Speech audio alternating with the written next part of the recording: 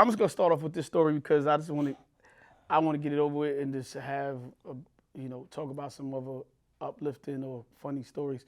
Cause this story is a little sad. A little sad. It's very sad. No, it's very sad. It's sad. There was a shooting in Brooklyn.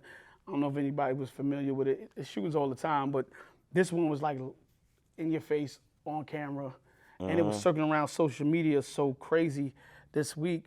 It was a young man that was that lived in Flatbush. I seen the kid on social media before too. Like I seen the shooter? No, the young man that died. Oh, for real? Yeah, he be on social media and stuff.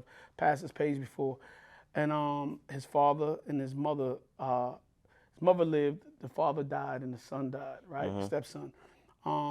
Haitian immigrants that live out in Flatbush, and there was the old Vanderveer. Huh? The old Vanderveer houses. Old Vanderveer houses. They call it Flatbush Gardens. Flatbush Gardens now. Yeah. They always try to change something like it's better, like it's still Vanderveer.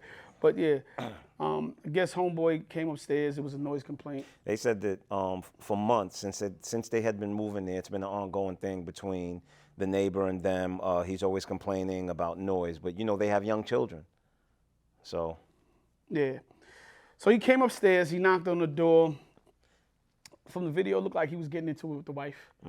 First, husband. Then the husband came to the door. Like you can't hear the sound, but you probably asked him like, "What you doing?" Like why? Yeah, because it's an ongoing feud between them. So this is a classic of everything that sometimes we talk about, right? And not in a bad way, nothing bad. He came to the door. Naturally, the son came out too. Because it's the mom. But the son was off to the side. But he didn't look like he was trying to get into anything. But I think he was there probably just in case. I'm just making sure that this is my mother. Like, right. Yeah, mom's is all right. And I feel like the husband, to me, did the right thing because he came outside because our job is to protect. Of course. So he came to protect his wife, was beefing with the neighbor who clearly was coming for a problem before it even escalated like that because he started fixing his gun in the picture. In the video, they didn't see that, but that's what the video showed. So as he came out to the door, when he came up to the door, him and the guy start arguing. The guy goes back in the house. The father go back in the house, gets the scissors. I didn't see him go. When I saw the video, he had came out with the scissors. I didn't see anything. He went back in the house to get the scissors. Got the scissors, but this is what people say. In the video, they showed him go back in the house. Yeah. It's a longer video. Oh, there's a longer video, okay. Yeah, he had a shirt on first, then he took off a shirt, came back with the scissors. But even with the scissors, right? Some people ain't gonna understand this, but some people gonna understand this. Dude was big in stature, the father. He was big. He looked like he was a big fella, right?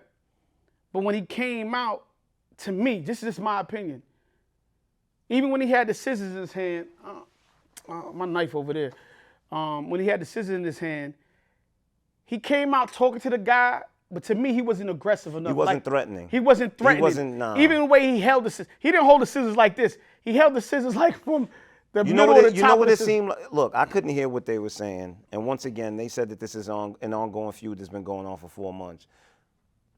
It seems to me like Pop Dukes came out more on some old like, yo, you with this bullshit again? Because to me, everybody's talking about that the father had a weapon. But what dispels all of that is when the mother grabbed the father, he was walking away when dude shot him. He was going back in the house. And to me, if this is an ongoing feud, and dude this time came, I don't know if he had a gun on him ever before when they've been feuding, but he came upstairs with a gun for a reason. Bro. He was setting himself up. Yeah, for a reason. The whole time. And ladies, this is what I'm going to tell y'all. For me, just watching it, but this is just my opinion. I agree. I already know where you're going with this. When you see two men engaging like that, especially, and I'm not no expert fighter. I'm not going to tell you I'm not expert or nothing. But when you start creating so much distance between... That gave him the opportunity to draw that weapon. Draw the weapon. Yes, I totally agree. Right? And she distracted the husband.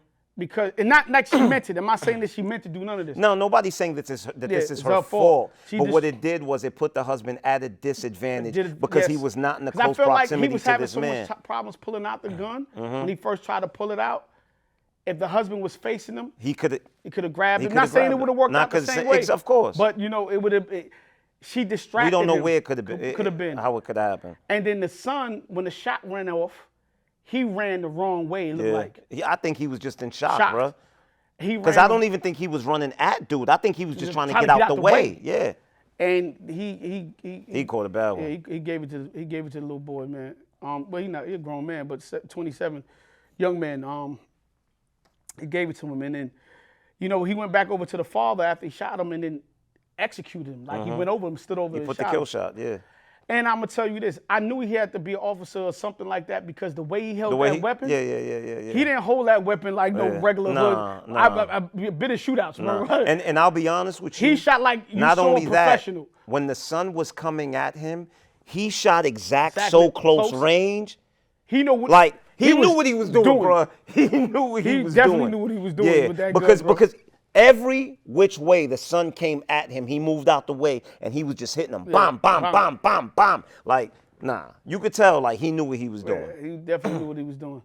And for that, like for a noise complaint, it ain't that serious, bro. Nah.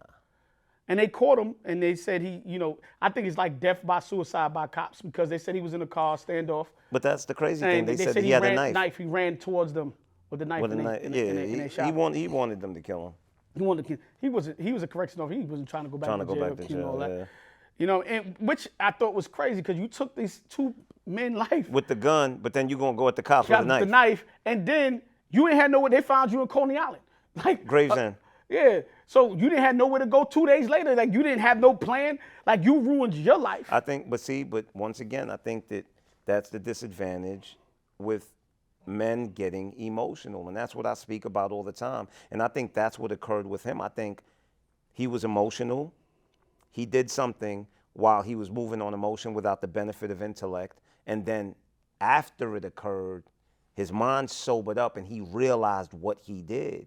Because, a lot of times people are drunk on emotion, man, and they just do shit, right?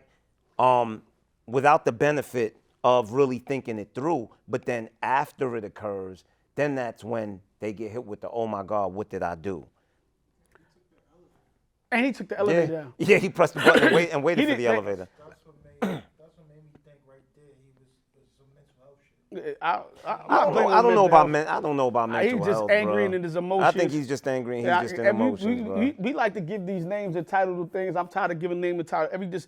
This is toxic. This is mental health. Like, yo, bro, some people just, I don't want to say that word, but some people just crazy. But it's just going to do crazy things, bro. But it's like we always say, right? It's just like when you're in a relationship. It's not always beneficial for you to have a discussion with your partner when you're angry. Sometimes it's best to just take that time to step away and be like, look, let's talk about this tomorrow. Because, you say things that you may regret when you're upset. And it's the same thing. Like when you're emotional, I don't think that's the best time for you to deal with certain situations. You know what I mean? Sometimes it's best to wait until you cool off and then you go deal with it. Because, bro, you're not going to think your way through. And what may make sense to you when you're emotional isn't going to make sense to you when you calm down. Yo, not only that, right? And I get that too, but I also want to speak about, I think they said it was 2 more children in the house. Mm-hmm. So the PTSD they got to live with for the rest of their life. Yeah. Them kids probably never make noise in the house again, bro. Yeah. Them kids may go through the rest of their life feeling like their father and their brother lost their lives and it's their fault. And it's they may live with that guilt. Yo, listen, man. They may live with that I'm guilt. not saying we're gonna talk about some other kids making noise, some other topics because of this topic, but children gonna be children, bro. Children gonna be children, and I know it's unfortunate. I've been in a house where you got the kids, they upstairs, they stomping. Some of them, some parents don't be considerate. Mm-hmm. Some kids bouncing the basketball, boom, boom, boom, boom. And you're not telling your kid, yo, somebody live downstairs, so we also got to be mindful.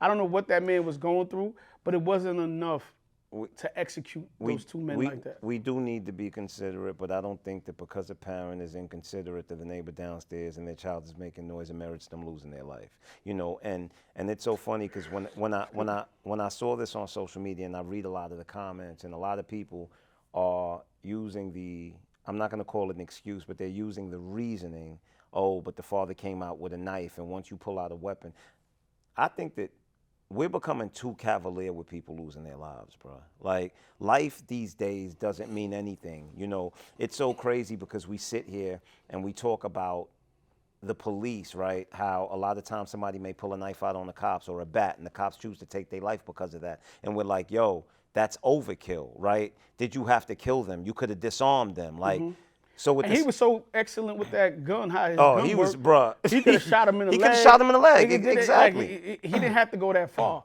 And like I said, the night. It's funny, right? Because on one hand, I saw people saying the what you call it, the scissors, and then on the other hand, we talk about every week. Yo, you got to protect your woman. He was protecting his wife. He's protecting his family, bro. Because the wife was at the door. You didn't see that video. The wife was at the door first with the dude.